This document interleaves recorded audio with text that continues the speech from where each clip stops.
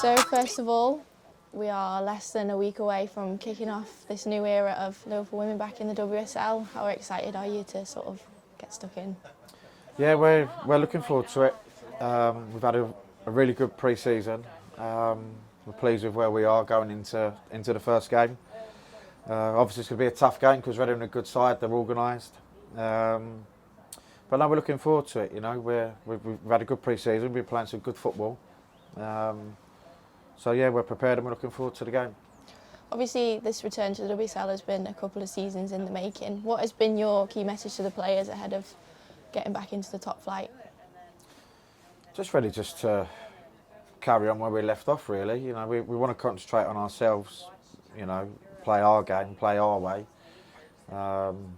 Yes, we'll obviously plan and prep for who we're playing against, but we just want to carry on, you know, enjoying our football and working hard together. And we know it's going to be a tough season. We know the transition from the Championship to the Super League has got even greater now, so we have to be realistic as well that, you know, we're going to have highs, we're going to have lows, but the key thing for me is that we consolidate into the division. Yeah, and obviously a couple of new faces in this summer, Kavisto, Van der Sande and Flaherty and Cummins. How have they sort of settled into the squad, and how has pre-season been for them? Everyone's settled in really, really well. You know, they're good people, good players. Van der Sande is definitely a character. But yeah, no, everyone's settled in well, and it's taken a little bit of time, but we've had a long pre-season. We started a little bit earlier due to the FIFA window that we're in at the moment. But no, everyone's hit the ground running and doing well. It feels like we've really gained a sense of squad depth. I can remember a few seasons ago being 4 players on the bench. How important is that when you're first of all picking the team, and how good is it to have that competition within the squad for those picking and fighting for that starting shirt? Yeah, it's vitally important. I think it keeps the players honest every day. If they're not performing in training and they won't play, they know that everything with me is done on merit. Also, you're going to get injuries, you're going to get suspensions throughout the year, so you need that depth. You know, if you look at Man City at the start of last season, where they had numerous players out, and obviously it affected their results at the start of the season. So, you know, it's important that you have competition for place. It's important that you have depth within the squad. Purely and simply so you could keep everyone honest, and they've got to work hard every day. Yeah, and obviously something we wanted to touch on was contract extensions. We've had quite a lot over the summer. 2 players in particular I'd like to talk about are Missy Bokearns has obviously just signed this week, and Hannahliankin. And how important was it, especially for those 2, to get them signed on the dotted line again? Yes, it's very important. They're both young players, both were very talented, and you know, going into their final year of their contracts, you know, we felt, you know, it was the right time to get it done now, so they could concentrate on their football. You know, we had a lot of players out of contract in the summer, so we wanted to get the recruitment and get the players that we wanted to retain sorted, and then we went. Now we're starting to look at the extensions. Obviously, Leanne and Missy Bo were done this week. Yeah, and Hannahliankin, and especially in pre-season, has been quite prolific in hat-tricks and goals left, right and centre. How much do you think she's going to relish the opportunity back in the WSL this season?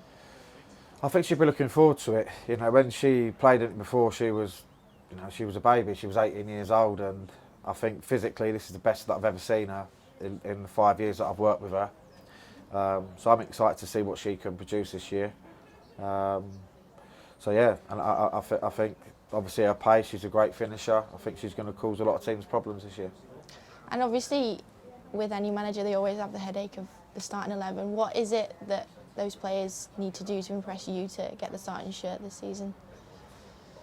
Listen, we have a squad of players. It's not about an 11, so we'll pick teams that we feel that will be the best team to win games. Mm-hmm.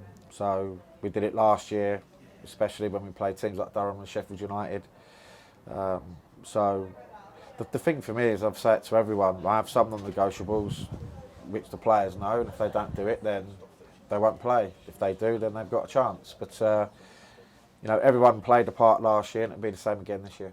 Yeah, and then looking at the fixtures itself, obviously the first 5 fixtures, when you look at them, are going to be a bit more on the difficult side, not impossible, obviously. What is your mentality and what have you admitted to the team going to some of those games with the teams you'd be expecting to be?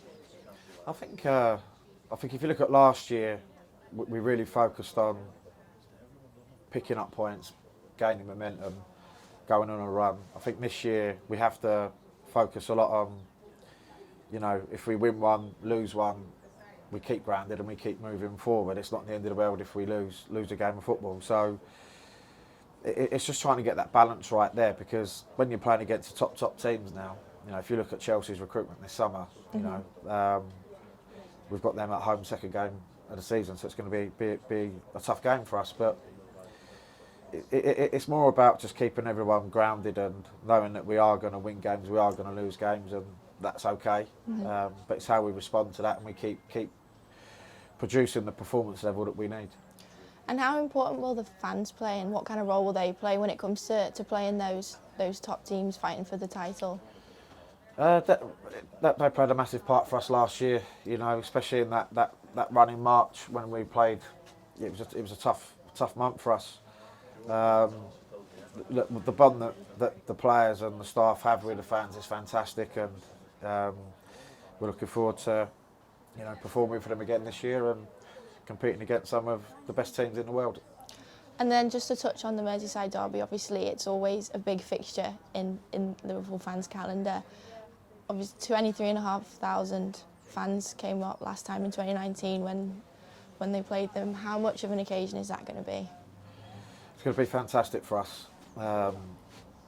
Obviously to play at Anfield. I've been there loads of times over the last year. It's an unbelievable stadium, unbelievable pitch, and hopefully we can, replicate or beat that crowd this time round. And then finally, just what are your goals, and not necessarily expectations, but what are you hoping to get out and achieve this season? I think we have to stay in the division. That's the first thing.